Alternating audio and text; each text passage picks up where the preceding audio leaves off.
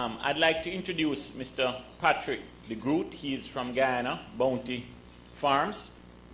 And Patrick is head of the CPA, the Caribbean Poultry Association, and not only a very influential player in the industry, but he's an extremely smart gentleman who understands the ins and outs of the entire region and what's at play here. So, Patrick, why don't you start us off this afternoon, please?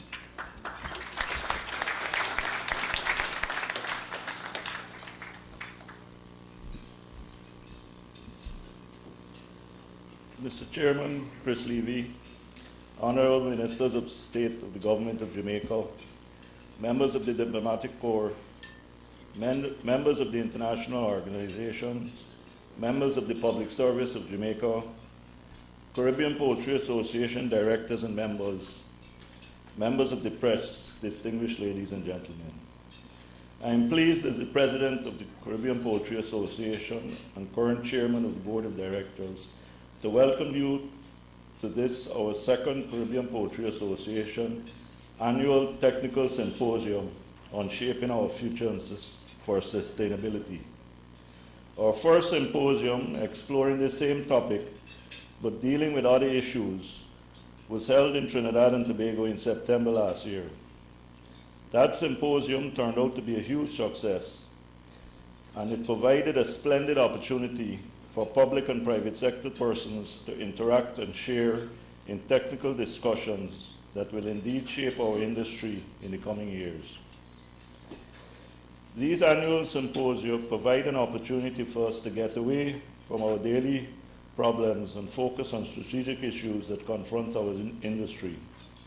These symposia also provide a medium for intimate and open discussions between persons who make government policy and us in the industry who help to shape such policy, then have to live with and accommodate to such policy. The Caribbean Poultry Association is a fully private sector organization, now 16 years old, young by many standards, but in this short space of time, we have become one of the region's premier agribusiness associations. We represent well over 80% of the broiler meat and table egg producers across the region, including Haiti, having a membership of 8 producing companies, 6 associations in 9 Caribbean states, and 2 associate members in the USA. We are members of the International Poultry Council, the Latin American Poultry Association, and CISA, the American Health Commission of Latin America.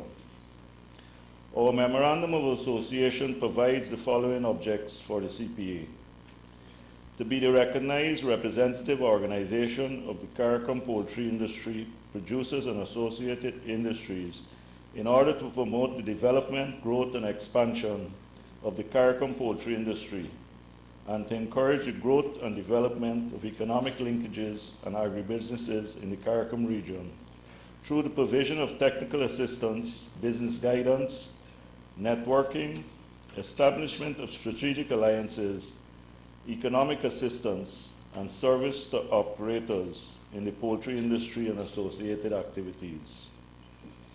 The mission of the CPA is being met through the following activities: facilitating information exchange, developing strategic and technological knowledge, addressing global and regional developments,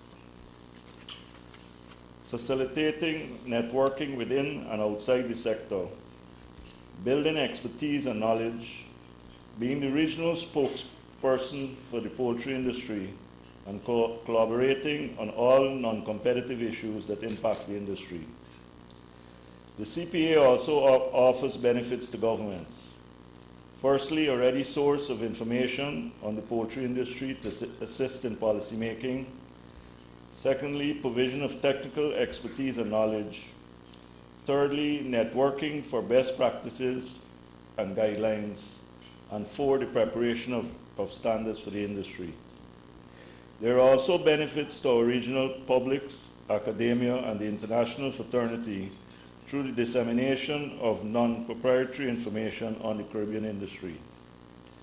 After 16 years of existence, the problems that now face us in 2015 are different in scale and range for the problems that faced us in 1999, when a group of intrepid producers led by Jamaica and the Bahamas met in Atlanta at the time of the poultry show to discuss cooperation on non-competitive issues. I acknowledge the presence of Mr. Robert Levy, who played a seminal role in the formation and early years of the CPA.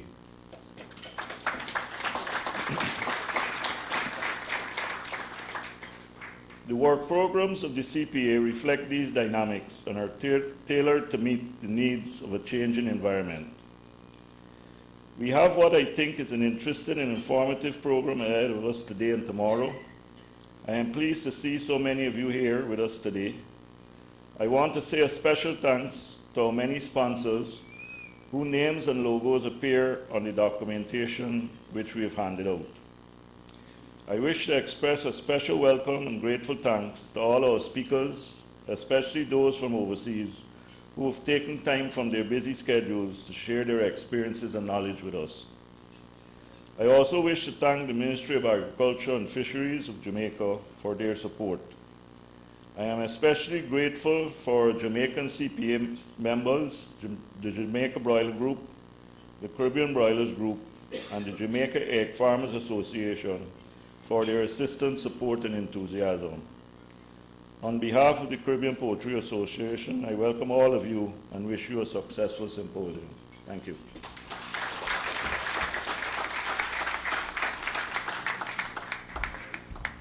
Thank you very much, Patrick. It gives me great pleasure to introduce the Honorable Luther Buchanan, Minister of State in the Ministry of Agriculture and Fisheries. Mr. Buchanan, he entered politics in 2003. Oh my, thought you were as a councillor 3 years and was later elected as MP for Eastern Westmoreland, which is a wonderful part of Jamaica for those who have not had the opportunity. He has served as Minister of State in the Office of the Prime Minister with responsibility for special projects and assignments. However, today he's here as State Minister in the Ministry of Agriculture and Fisheries. He knows about the poultry industry, a lot about the poultry industry and the challenges that we face.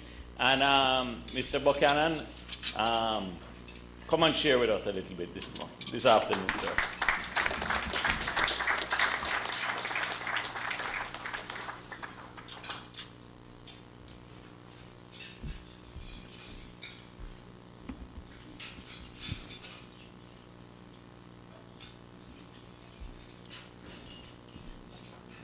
I'm a little bit taller than Chris. Thank you, Chairman. And let me just, from the onset, say that whilst I hold Chris as an honorable man, in the shadows of his father, who is a very honorable man, some of what he just said, especially about me knowing a lot about the poultry industry, is not exactly true. I eat eggs, I eat chickens.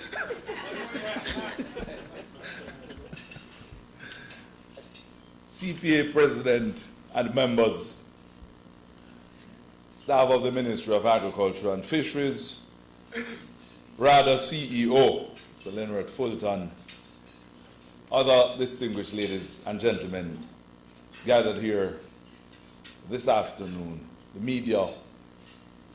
I am very pleased to welcome our CARICOM partners to the poultry industry here in Jamaica. And for the first time, we're having a meeting of this nature, a very important symposium here in Jamaica. Please feel welcome to Jamaica land we love, the island of sunshine, rain, wood, and water.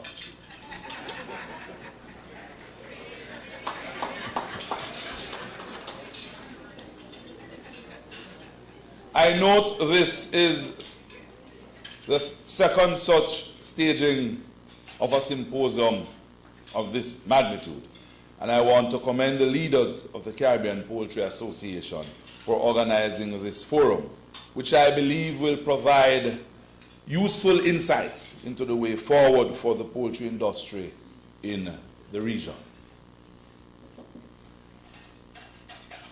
The poultry industry in CARICOM plays a very important role in the development of the various countries, with the CPA accounting for over 70% of CARICOM's regional poultry production. In addition, the regional poultry industry has also created significant investment opportunities, for example, in the areas of feeding plus hatching eggs, production, and value-added products. As we all know, poultry production plays a very significant role in the promotion of food security, not only here in Jamaica, but also in the wider CARICOM region. The CPA production data indicates some 246,977 metric tons of broiler meat was produced by CARICOM states, with the exception of Haiti, in 2012, as compared to 174,945 in 2001, with Jamaica being the main producer, accounting for 101,382 tons, which represents a mere 41% of the total output. Despite the gains made by the regional industry, still a significant amount of broiler meat continues to be imported, as reflected in 2012 CPA trade statistics, which recorded imports of 130,382 metric tons. Our own data at the Ministry of Agriculture and Fisheries in Jamaica indicate that here poultry represents the highest locally produced protein source, with some 110,312,870 kgs of the 125,617,885 kgs of meat produced in 2014 being poultry meat. That, ladies and gentlemen, represents over 85% of the total meat produced locally. I wish to pause here to commend our own local poultry farmers for their contribution to the increased production over the past 4 years. In particular, I would like to mention Jamaica boilers and Caribbean boilers, along with the contract farmers across the island, who supply on an average 65% of the poultry meat produced by the industry. Another area of the poultry industry that I'd like to highlight is that of table eggs. According to data from CPA, some 21,535 metric tons of table eggs were produced in 2012, compared to 21,355 metric tons in 2001. Whilst this represents a marginal increase in production over 2001 to 2012 period, it is important to note that the overall production for 2012 was only 66% of total consumption. While we have been making significant strides in increasing production of poultry products, we still have some way to go before we attain self-sufficiency within the region. It is therefore critical that we work together to achieve self-sufficiency and to safeguard our food security within the region. In that regard, your theme, Shaping Our Future for Sustainability, Facing New Challenges, is a very apt one. Of special note also is the fact that you will be discussing the matter of avian influenza, which continues to be a threat to our poultry industry.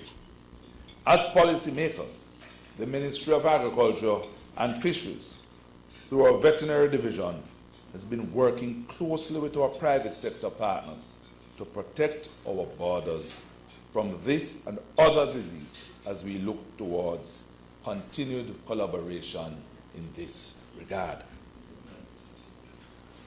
Please note, every initiative that seeks to increase dialogue to identify actions that will facilitate the achievement of your vision of enabling a dynamic, sustainable, and competitive industry that supplies the total poultry products and livestock feeds needs of Caribbean people is one that we welcome as a government here in Jamaica.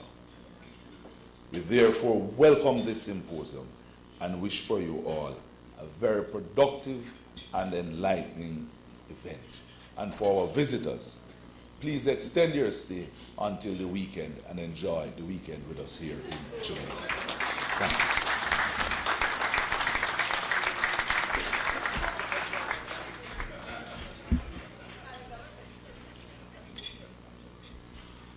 Thank you very much, Mr. Minister. I would urge you, sir, to use your offices and the influence of Jamaica. One of the things we've really found in the CPA is that the influence that Jamaica and Trinidad has is tremendous, especially at Coathead. And I'm going to tell you, it can help shape policy for our region. And I think that I would urge, through the various channels, that that influence is used wisely. Thank you, sir. We don't have Sharon with us. She's not well. But we have a gentleman I've known for a while, Mr. Steve Wedderburn. He's with Industry, Investment and Commerce as the Chief Technical Director. And I've known Steve for many years. He has started out in the energy industry, and Steve is, he speaks with a very deep voice that you'll hear in a little bit. But so Steve is kind of shoo-in for Sharon. He's not as easy on the eyes as Sharon, but we'll have to make do kind of thing. So Steve, come on.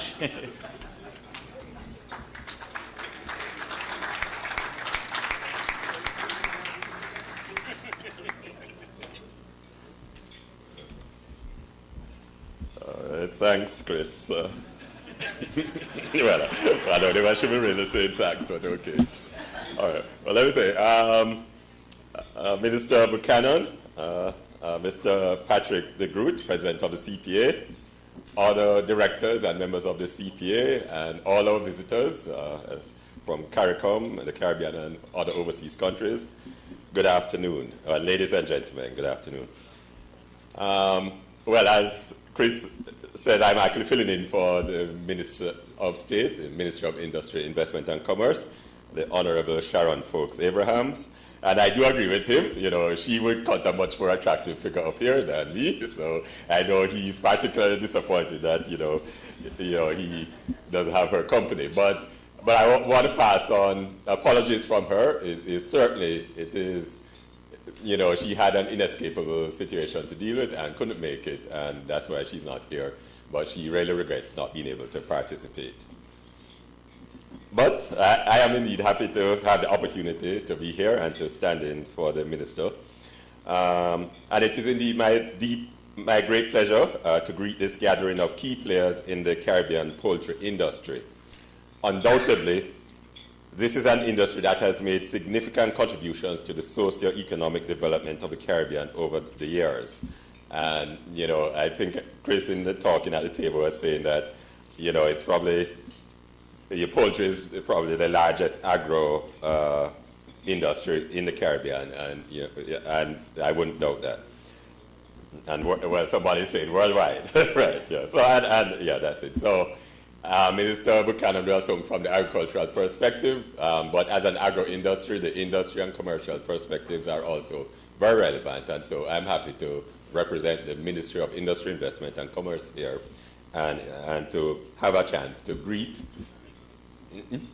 To greet you and, you know, to welcome the holding of this symposium in Jamaica.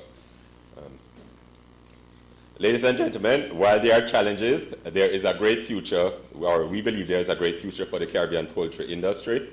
In fact, this is reflected in the theme of your symposium, Shaping Our Future for Sustainability, Facing New Challenges. A critical question is, how can we deal with the challenges and make this dynamic industry more sustainable? We already see a number of positive developments which augur well for the industry. And in Jamaica, and I think Minister Buchanan referred to it, we have been seeing good results coming out of the poultry industry, and I think the shareholders of Jamaica Broilers and Caribbean Broilers have been happy that with the recent results and increase in profits, and and I think that's probably reflected across the Caribbean to a large extent. So so there are certainly some positives in the industry, but there are also some issues. While gains have been forecast for the EU, Brazil, the Russian Federation, Mexico, in China, we have seen outbreaks of avian flu reducing the demand for poultry. And, that is one of the challenges facing the industry. There are some bright spots, but there are spots where it's not so positive. However, we do see positive factors, as incomes generally increase, maybe, not necessarily.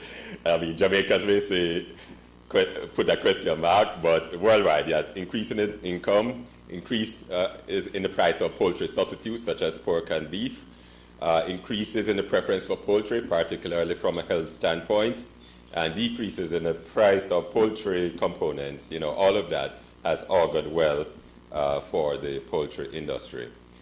But in China, concerns over avian flu have caused a demand for poultry to stall, and overall production this year worldwide is forecast to be stagnant at 18.5 million metric tons.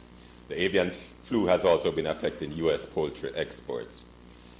In the Caribbean, we still face the challenges of meeting the high demands for food safety, traceability, and compliance, and high coordination, transaction, and marketing costs. And I just want to pause on that point of the safety, traceability, and compliance, because one of the mantras of the Ministry of Industry, Investment, and Commerce is that we need to embrace standards, and as a standards ministry, we really encourage all players within this industry to, operate to the highest standards. And, we are working with companies, large and small, in order to ensure that you are able to comply with international standards. We believe that meeting standards is one of the keys for, achieving greater internationality in the business and, increasing the level of exports. It seems, however, that while the Caribbean poultry industry has its challenges, it remains a viable and dynamic industry. By coming together, as you are doing now, and I think Chris mentioned that there's actually a higher turnout than was expected, so which I think speaks to the viability of the industry and the interest in the industry. By coming together, I believe that whatever challenges being faced can be surmounted and the best strategies devised for the way forward. Ladies and gentlemen, our role and our commitment as the government of Jamaica is to continue providing an environment that will allow businesses such as yours to flourish. We will continue to reform our business environment to make it easier for you to do business in our country and with our country. We will continue the efforts to make our business environment more conducive and less bureaucratic. And we will continue the efforts that have resulted in Jamaica making vast improvements in relation to global indices, such as the World Bank's Doing Business Index, the Logistics Performance Index, and the Global Competitiveness Index. Our goal at all times is to make Jamaica the real place of choice for business. And ladies and gentlemen, we welcome this symposium and wish you well in your deliberations as you seek to forge new strategies for developing and sustaining the Caribbean poultry industry. Okay, thank you.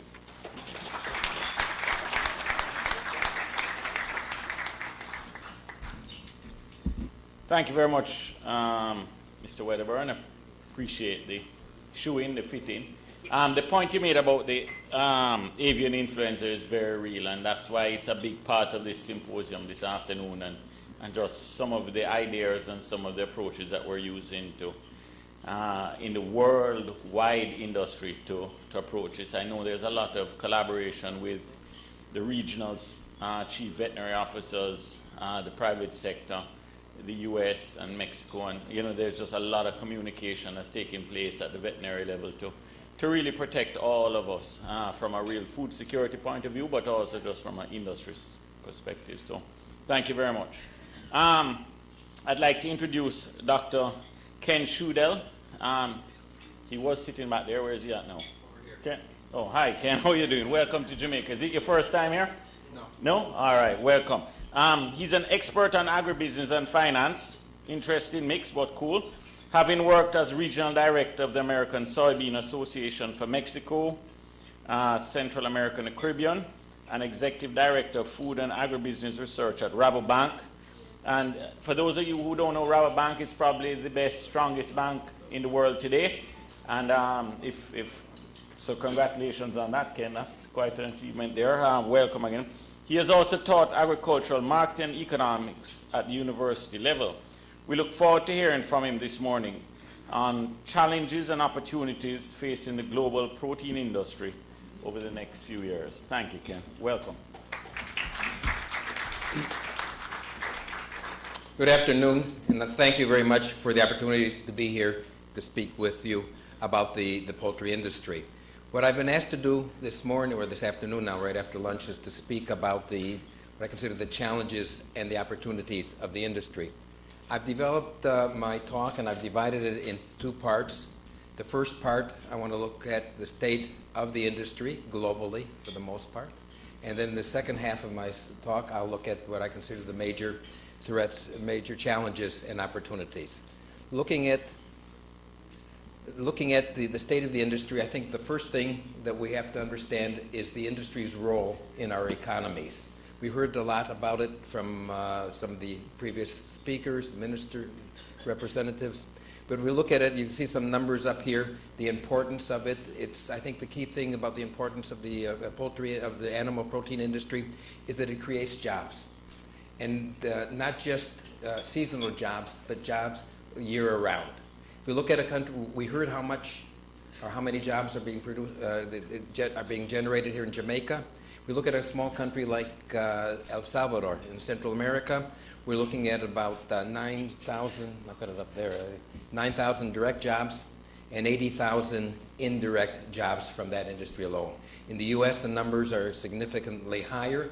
The other thing that is important, and I see the government representatives here, they're always concerned about revenue, and it's an important source of revenue generation. Poultry, the animal protein industry in Nicaragua, for example, generates approximately 9% of GDP and represents 22% of their exports. So we're looking at an industry that we've heard repeatedly that contributes a lot to economic development, whether it's here in Jamaica, whether it's in El Salvador, whether it's in Nicaragua, whether it's in the U.S., it's an important industry that generates support and contributes to development. An interesting thing about the animal protein industry is that there's a significant relationship between the level of economics or the level of income and the amount of animal protein that people eat. You can see this in this graph. As people make more money, earn more money, the economies grow, there's an increase in the per capita consumption of meat. So this is what we're looking at, an industry that's related very closely to economic growth. And if you look at these charts here, you can see that where growth in consumption is coming from, it's coming from the countries, the less developed countries that are now developing. In other words, economic growth stimulates animal protein consumption. And if you look at it, this is the Caribbean. This is the Caribbean region, the importance of poultry in the Caribbean region. I think the key thing here to look at is that recently there's been a slowdown in consumption growth. If you look at the chart on the right-hand side, it has the GDP of the region according to the International Monetary Fund, and you've had a slowdown in economic growth. The slowdown in economic growth then is translated as a slowdown in the consumption of animal protein in the region. Now, as I mentioned, it's been growing. This you can see from the chart. There's been a long-term growth in the production of animal protein at a global level. And the interesting thing is that it's been led largely by the protein industry. Here you can see the chart. It looks at the percentage. The green is the poultry industry, and you can see that over time the participation of the poultry industry in global animal protein production has increased. So this is an interesting thing about how or where the relationship is. As far as animal protein, a lot we talk about an option is seafood. Seafood is an interesting option, however, it's still, the consumption is small. It's not really there yet. And what you can see, I think the interesting thing about seafood is you're seeing a move away from open sea capture to aquaculture. So we're looking at that. This is a possibility and a possibility on into the future. As the industry's growing, as consumption is growing, what you've also seen is a growth of international trade. So we're looking at the animal protein industry is a globalized industry. We're part of a global economy. This map shows trade in poultry. It's where it originates and where it's going. It's an important part of the industry. And again, if we look at the growth of exports, been a growth across the board, but it's poultry that's been essentially leading the charge in terms of exports worldwide. Caribbean region, I think probably the most important graph up there is looking at your right-hand side. This is the right-hand side. The right-hand graph looks at production. The Caribbean region, there's been a slowdown in production growth.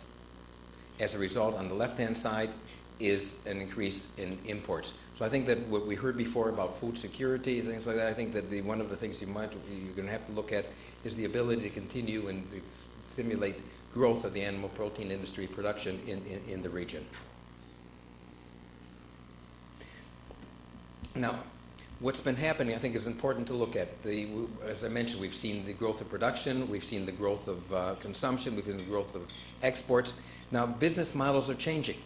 I'll get into this much deeper in the second talk later on this afternoon. But the business models are changing. Right now, you can see the proportion. This is for the poultry industry. The proportion of exports, as a proportion of total production. In other words, we're seeing that exports are taking a greater proportion of the industry, and the projections are that it'll continue that way. By the year 2024, you're looking at possibly 13% of everything that's produced is traded internationally. So it's a part of it, part of the industry, and a part of business strategies and business models. Oh, there we go. Okay. As the industry is growing, then we've all seen the growth of the balanced feed or the feed industry. This is the growth of soybean meal consumption, growth of maize consumption. It's taken place as the industry has grown. We've been in need for this. We've changed the way we're raising animals, and then it means that also we're trading more. The industry is a trading industry. I think if you look at this is particularly interesting. If we look at the left-hand side, this is the growth of production of maize. We look at the right-hand side is a trade or international trade in maize. Trade is growing faster than production. We look at this is production of soybean, left-hand side, soybean meal, right-hand side. Trade in soybean products are growing faster than production. So what do we see? We're seeing again an industry that's increasingly globalized, whether it be the animal protein itself or whether it be the input supplies. It's a globalized industry, and this is then as we move forward, we have to understand that. Looking at the global industry, the animal feed industry, you can see where the leading companies are or countries are. China is the most important country in terms of production. On the right-hand side shows the production in Latin America and the Caribbean. Caribbean region accounts for about 7% of total animal feed production in the Latin American region. Brazil obviously is the most important, followed by those of us in Mexico. And again, what's driving the growth of the animal feed industry? It's poultry. Poultry represents about 47% of all animal feed that's being produced. So what we're seeing, again, dynamic industry being led by poultry. Okay. This gives you an idea more or less what the state of the industry is. Now let's look at some of the challenges. I've identified what I consider the big four, and we've heard a lot about that some of the earlier in the earlier talks today. Again, I see four. Obviously, there are more. We'll talk. I'm sure that we'll be talking about that the rest of the symposium. But what are the four? Excuse me. First is the constantly changing global economic environment. And I guess being an economist, I have to talk a little bit about that. The other one is climate change and sustainable production, food safety and disease, and then alternate sources of animal protein. So let's look at some of these, what I consider the challenges today. This graph looks at the world growth in world GDP. The dotted line is the average GDP over the last decade and a half. What you're seeing is the global economy is growing and will grow below the average of the last decade and a half. So we're looking at a global economy that's not growing all that fast. We heard a little bit about that from some of the previous speakers. Again, the relationship of the economy to demand for animal protein. Obviously, China, and we focus in on China. China is sending tremors into the market. What's happening there? You can see the graph on the exchange rate. But why is it important to us? Why is it important to the industry?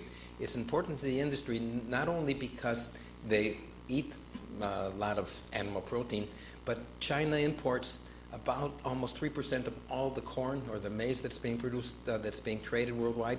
But much more important than maize is that China imports 62% of all the soybeans that are exported worldwide. So what happens in China is going to impact on the price of the commodities that we're buying.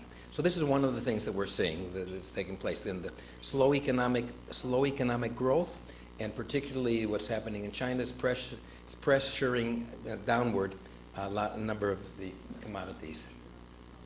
And you can see this is the prices. You can see how the commodity markets took a dive when China began to develop their currency and make some changes in their economic policy. So this is, again, what impacts on us, what impacts on the rest of the world impacts on us here. The other thing I think is important is to look at the exchange rate movements. The left-hand graph looks at the US dollar compared to the euro, but why is it important? Look at that right-hand graph. The right-hand graph looks at the dollar index against their trading currency, major currencies that the U.S. trades with, and that's in red. The blue is the price of maize. So what do we see there? There's an inverse relationship. When the dollar is strong, commodity prices are weak. When the dollar is weak, commodity prices are high. So what's another factor driving prices down around the world? It's a strong dollar. It's a strong dollar that's putting the prices down.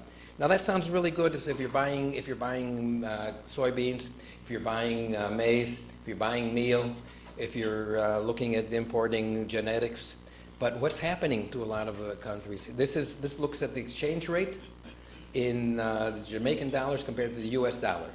It looks at the exchange rate of the Jamaican dollar compared to the pound in Great Britain. So what's been happening? Prices have gone down, but the dollar has devalued in your country. In Mexico, we went over, in the course of the year, we went from 13 pesos to the dollar to 17 pesos to the dollar. So corn is cheaper for us in Mexico, but the dollar is more expensive. So producers haven't been able to take advantage 100% of all of that. So the exchange rate is an important aspect of looking at this. Climate change, we've heard a little bit about that. Climate change is another thing that is going to drive the industry, looking at that and responding to it. I think that the poultry industry, you can see from the graph there, the chart, is very well placed. It's probably one of the species that contaminates, or I don't know what the word contaminates, but the least. And I think that this chart to me is particularly interesting because you can see that the amount of CO2 that is caused by poultry is less than the amount of CO2 that's caused by humans. So when anybody talks about eliminating poultry, maybe we should talk about eliminating us first before we talk about poultry. You know? We've heard a lot about the Asian flu, about influenza. This looks at this. You can see this. You know this very well. Cases in 2012, 2013, and then 2015. And those of us who come from Mexico were a little bit upset that we heard earlier today, Mr. Levy, that it started in Mexico. The first outbreak was there, but we didn't cause it. Food safety issues, traceability, again, is also very, very important. This is the map from England, what happened with the mad cow disease there. So these are some of the other things that I think are very, very important that are impacting on the industry as we move forward. We hear a lot about alternate sources of protein. A lot of people talking about insects. You find some major hitters like Bill Gates investing in it. But again, the research that I've been reading, it's not very conclusive. So a lot of people say there's a low environmental impact, but if you look at it large scale production, they say that it's not really there. I think that it's going to be, if there's any impact, it'll be in the near future. And I tend to think that I tend to look at it more in terms of it being protein for going into animal production rather than human production. But you know, the question is, who eats this? We do eat stuff. We do eat that in Mexico. This I happened to menu last week. It's in Spanish. It says gusanos de maguey. Maguey is the plant where the tequila comes from. Gusanos are worms.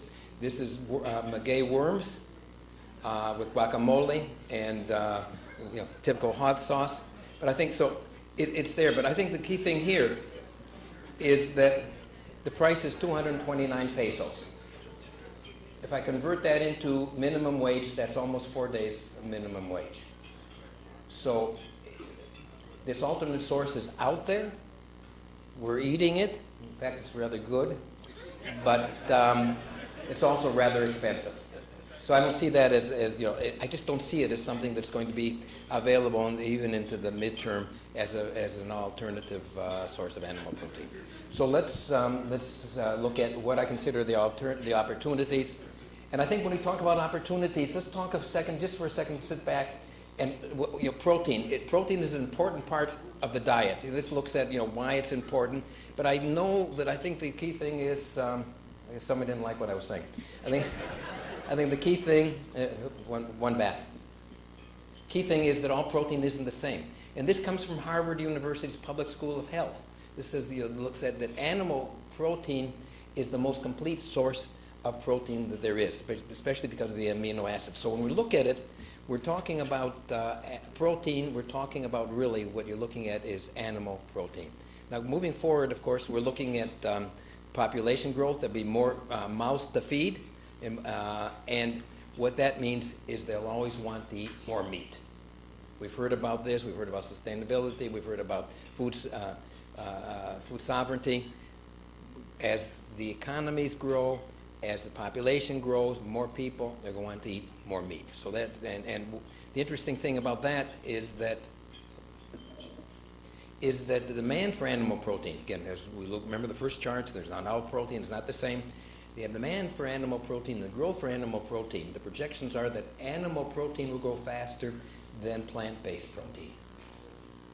This is an important thing. Again, animal protein is going to grow faster than grow faster than plant-based protein. We hear that a lot about plant-based protein.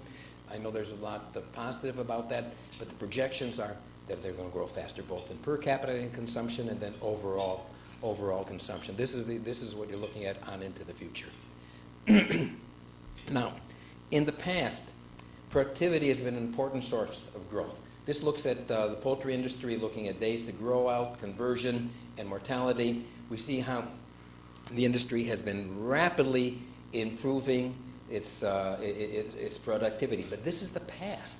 And I think one of the things that the real question we have to ask is, into the future, it's still going to be the same. We're looking at that. What is in terms of efficiency? This looks at feed conversion efficiency. Poultry is much more efficient than beef and pork, and that's in spite of the fact that I'm in the beef industry. It's still, we recognize that it's probably the most efficient, along with the aquaculture, the efficient source of energy. But the question is, what's been really driving it? Who's eating it, and why are they eating it? What's really behind it? And I think this is something that we have to step back and look at. And what I say a lot is that, to me, there's a myth in the market. The myth is that poultry is cheap. And people eat poultry